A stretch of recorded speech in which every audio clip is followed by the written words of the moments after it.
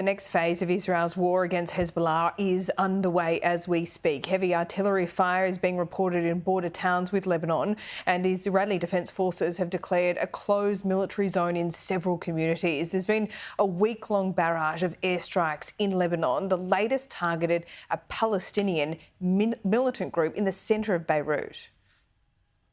The Israeli forces have been massing on Lebanon's southern border for days, pointing to an ever closer ground incursion. And the defence minister gave one of the clearest hints yet when he visited his troops hours before. This is your mission. We will employ all that is needed. Your forces, other forces, from the air, from the sea, and also from the land. According to US media, Israeli special forces are already inside Lebanon carrying out reconnaissance raids. Explosions have been seen in southern Lebanon. And as more Israeli troops were spotted on the border, the IDF declared 3 villages a military zone, another sign that troops may be on the move or about to be. In the first Hezbollah speech since the killing of their leader, the militant group signalled they're ready for any ground battle. We're prepared if the Israelis decide to enter by land. The resistance forces are ready for a ground engagement.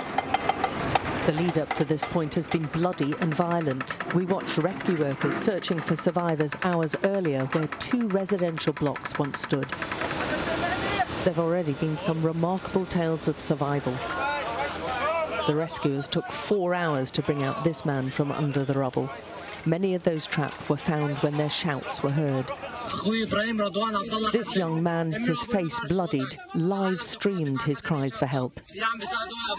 "My brother and I are trapped," he's saying. "I don't know where my mother and father are." He and his brother somehow survived. His parents didn't, along with more than 40 others in the single most deadly Israeli attack so far.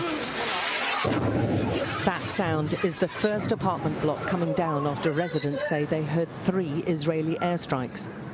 You're about to see the adjacent second block collapse.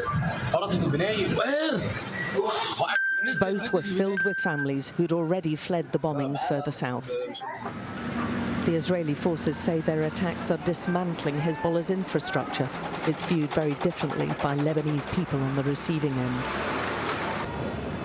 For the first time this year, the Israeli forces hit central Beirut rather than its southern suburbs. Another escalation. 3 leaders of a Palestinian faction in Lebanon were killed. The Israeli attacks are widening in scope.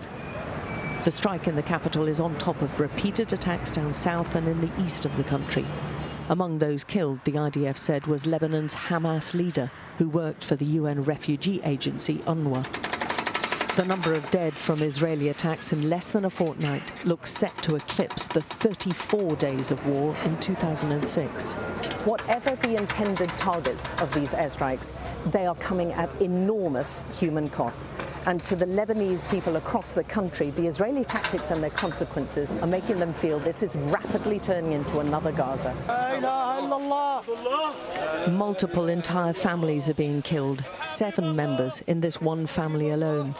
There's an overwhelming grief in Lebanon right now, as well as a growing humanitarian crisis, and the fear that this is going to get even worse.